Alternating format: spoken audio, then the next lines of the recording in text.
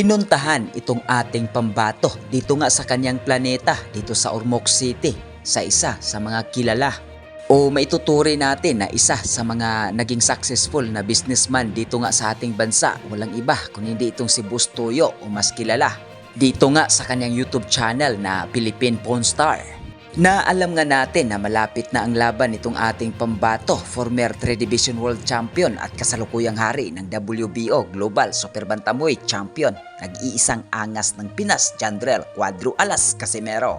At kung ating naalala mga kauyod boxing fanatics, ay isa nga itong si Boss Toyo ang sumama sa entrance sa laban ng ating pambato kontra dito kay Filipos Ngitumba. At nanalo daw ito ng limpak-limpak na pera at nakuha nga itong magbigay pa dito sa ating pambato ng kaunting balato. So, dalawa lang nito meron sa Pinas at yung isa na kay Casimiro na.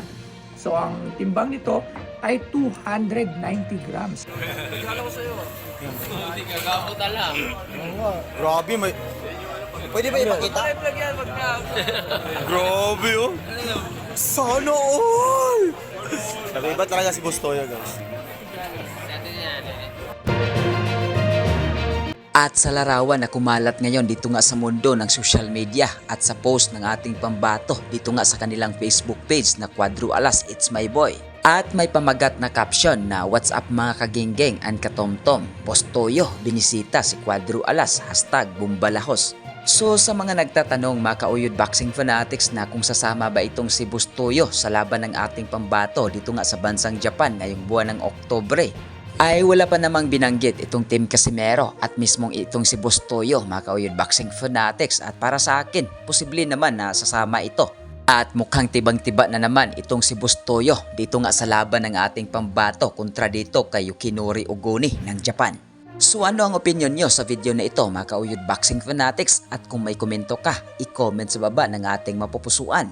At huwag kalimutan na mag-like sa mismong video at mag-share na rin at mag-subscribe dito lang sa Uyod Boxing Fanatics.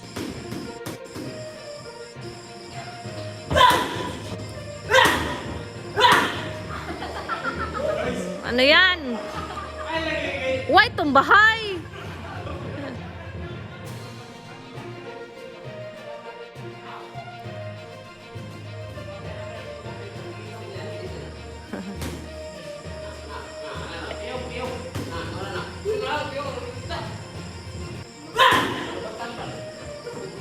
Sakit man gud kuno gihapon bisag way nay body armor.